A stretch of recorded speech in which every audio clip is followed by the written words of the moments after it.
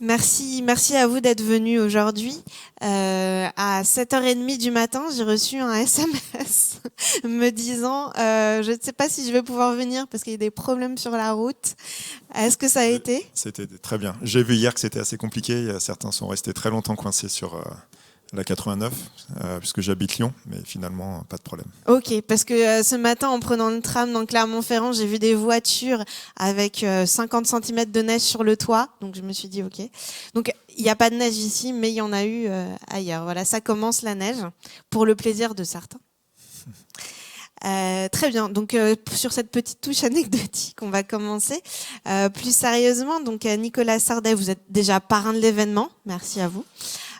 Et surtout, vous êtes CEO de Achiren, qui est spécialisé dans la production d'acides organiques biosourcés, alternatifs à ceux extraits du pétrole, si je ne me trompe pas. Exactement. Voilà. Et donc, du coup, vous allez nous dire comment votre start-up va changer le monde. On espère. Mais d'abord, la première question que j'avais envie de vous poser pour vous situer un peu par rapport à tout cet écosystème de la deep tech, c'est que vous, en fait, vous venez de la finance. Alors, racontez-nous comment vous êtes arrivé dans la deep tech. Bah déjà, ça montre que c'est possible de changer complètement d'orientation. Moi, effectivement, j'ai un passé financier. J'ai travaillé pendant longtemps sur les marchés financiers. Donc, je me suis pas mal promené, donc assez loin de l'industrie et de la recherche. Et puis après, une expérience assez longue en Asie, qui était vraiment déjà une expérience de start-up d'une certaine façon. Finalement, au fur et à mesure de ma carrière, j'ai démarré dans une banque et puis de plus en plus, c'était vraiment entrepreneurial, des expériences de plus en plus entrepreneuriales. Et après, une période en Asie où on a déjà tout monté de zéro, Une start-up. qui était une sorte de start-up en fait finalement, même si ça appartenait à un groupe un petit peu plus important. Et ben voilà, j'ai rencontré Jérémy Pessiot et Régis Noailles en rentrant en France, qui travaillaient déjà sur voilà, ce projet de valorisation de la biomasse en général pour remplacer des molécules faites à base de pétrole. Très bien. Donc, vous avez rencontré ces deux personnes qui sont des scientifiques, c'est ça? Est-ce que vous pouvez nous dire comment s'articulent un peu vos différents rôles?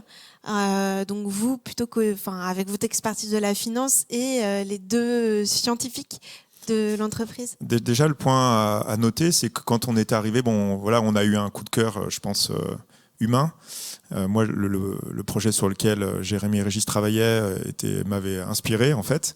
Et je pense qu'ils ont eu l'intelligence de me laisser de la place. Alors effectivement, moi j'ai investi aussi très tôt dans la société, donc je crois qu'à Firen à ce moment-là, on n'avait plus beaucoup d'argent, donc c'était forcément facilitant. Mais ils m'ont laissé cette place-là et cette complémentarité d'équipe, qui est pour moi un des sujets les plus importants. Un projet de start-up comme ça, pour le mener loin, c'est un travail d'équipe. Et donc chacun a finalement ses compétences. Et quand on a une réflexion, j'allais dire respectueuse entre les uns et les autres, ben chacun apporte sa pierre à l'édifice, chacun apporte ses spécificités, ses compétences au projet, et ça permet de driver, de pousser tout le monde dans la bonne direction. Donc au départ, moi, voilà, j'étais vraiment là pour travailler sur le business plan et puis sur le côté business, effectivement, marché, débouché des molécules qui étaient développées et qui étaient produites grâce à la techno. Et puis c'était aussi lever des fonds, parce que dans un projet de start-up comme celui-ci, avec en plus beaucoup de capex à terme, puisque notre objectif était de construire une usine, il y avait beaucoup de problématiques de levée de fonds. Donc voilà, donc en fait, les compétences de chacun ont permis d'avancer et l'un nourrissait l'autre. Moi, je ne pouvais pas aller voir des investisseurs si la techno n'avait pas avancé. Et puis eux, ils ne pouvaient pas avancer la techno si on n'avait pas de fonds. Donc tout ça, finalement, est un cercle assez vertueux et ça nous a permis de nous développer. Oui, donc c'est une véritable complémentarité en fait des profils que vous avez eu dans l'entreprise. Ouais, Tout à fait. Et du coup, si vous êtes jeune chercheur, je vous invite à essayer de trouver quelqu'un comme Nicolas Sardet pour essayer d'avoir des profils complémentaires et avancer comme ça sur différents fronts, parce que c'est pas évident on peut pas tout connaître en fait. Je pense que c'est vraiment un message important, c'est qu'on peut pas tout connaître. Et que bénéficier de la compétence d'un autre pour un projet commun, ça a un sens. Et c'est vrai que parfois, j'imagine, quand on travaille sur une idée un peu techno et qu'on la pousse, qu'on la développe, on a un peu peur de partager, de se la faire finalement voler d'une certaine façon. En fait, en s'ouvrant, en travaillant avec des gens complémentaires, ça ne fait que renforcer finalement les chances qu'on peut avoir d'y arriver.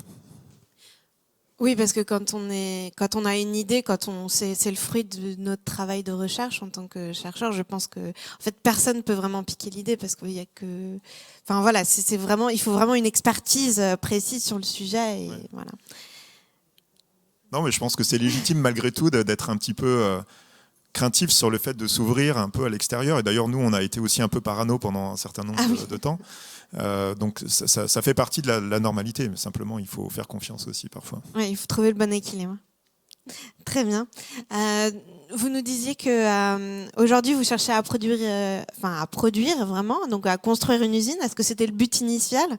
Comment ça s'est passé? Quels défis vous avez rencontrés? C'était le but initial et d'ailleurs moi ça m'a beaucoup plu en fait. J'avais trouvé ça assez marrant de se dire qu'on était au stade labo et que l'objectif c'était tout de suite de construire une usine. Et en fait, je pense que c'est grâce à cette vision-là qu'on a pu monter un process qui était compétitif.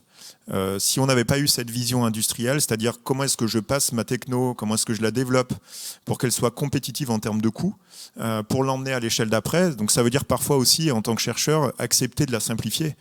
Pas être toujours dans la complexité de la science finalement, parce que derrière le scale-up c'est quand même compliqué, même quand la techno est simplifiée.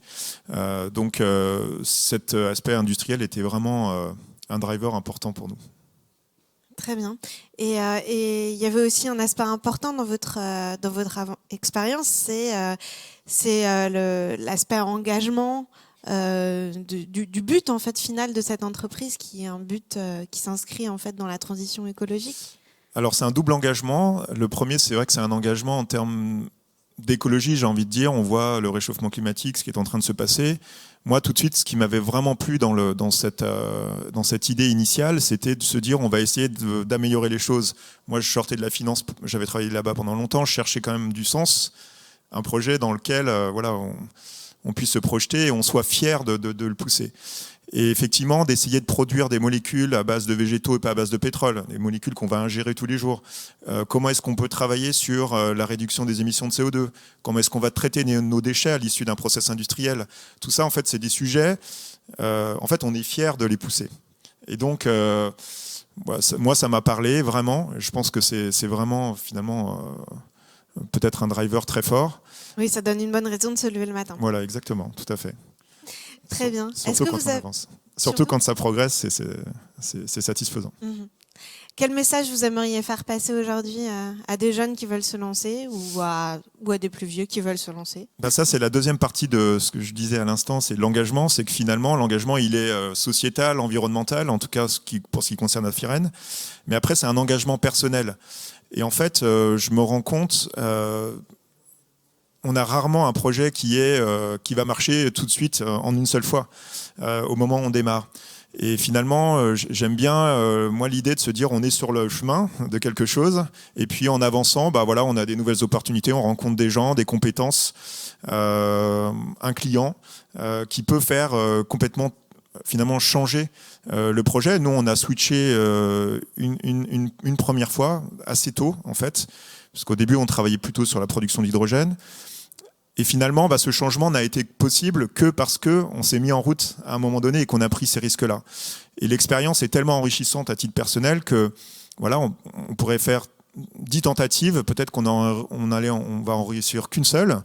Mais finalement, le reste est de toute façon enrichissant. Donc moi, le message, c'est il faut tenter, il faut avancer. C'est pas du temps perdu.